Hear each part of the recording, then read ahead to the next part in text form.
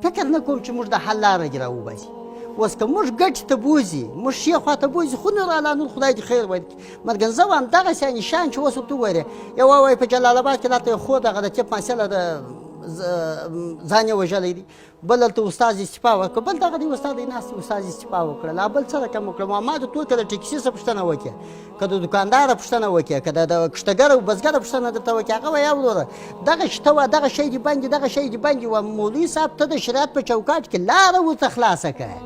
مې سره را داسې کوئ، زه ولې خوندې خوا به دې کوم، ولې خپل د وطن خلک خوا به دې کوم په دې باندې. که دا شی شرعي ناروا دی خو تاسو یو فتوا ورته صادره کړئ، ورته ووایئ چې په دغه شی په دغه حساب په دغه حساب. د افغانانو غوښتنه په دغه برخه کې څه شی وه؟ زما غوښتنه د یو افغان په صفت دا ده اصلاح د شریعت په چوکاټ کې اصلاح کړه، د شریعت په چوکاټ کې سهولت ورته پیدا کړه، د شریعت په چوکاټ کې پرمختګ ورته پیدا کړه، د شریعت په چوکاټ کې ښه منظم کړه، نوې طرح ورته پیدا کړه، نوی فکر ورته پیدا کړه، وروره نوښت پکې وکړه، پرمختګ پکې وکړه.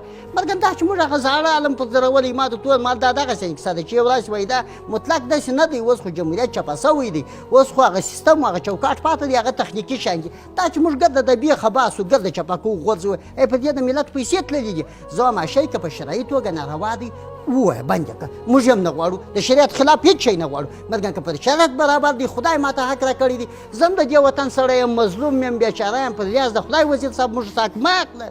ایوه موږ بیچارهګان یو، موږ د دې وطن خلک موږ د خارجه نه یو راغلي، موږ په خدای که یا عقیده خرابوي، په خدای که مو یا دین خراب سوی، په خدای که یا بل شی سوي، د دې وطن خلک په لیاز د خدای په لیاز د قرآن دا زموږ شیان راهیله کړي.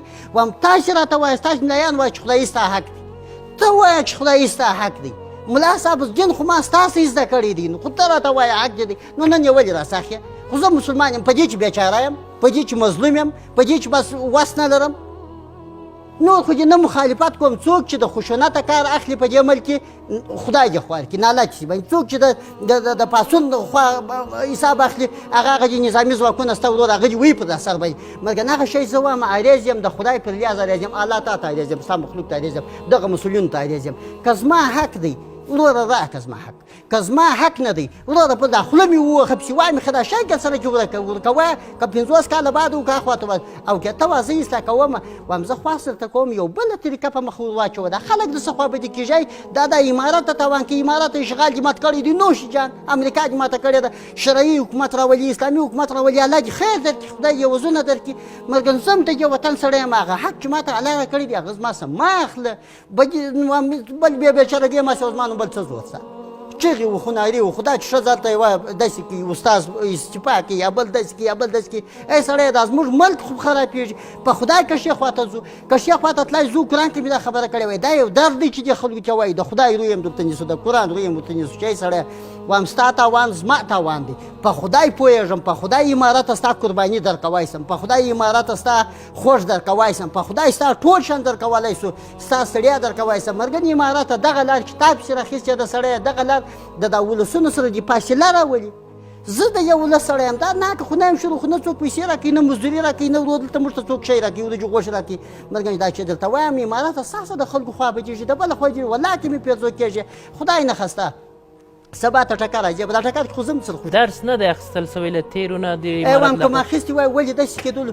په جمهوریت کې ممپل ستا د میزو د مختلفو میزو د لارې منارې وخلې چې د قرآن شریف روی د اجرې سوه جنازې ځي کورو ته، ای پلانکی ځي کور ته، دغه چې موږ اوس ځینې اخیستې وایم زه وایم په دغه شي باندې خوابدي کېږي وکړه. د اسلام په چوکاټ کې مولوي صاحب لاره وزیر د تحصیلات علي مولوي صاحب لاره ورته پیدا کړه، خو چې ورته پیدا کړه زه وایم دغه شی اوس یو غوغا جوړه ده.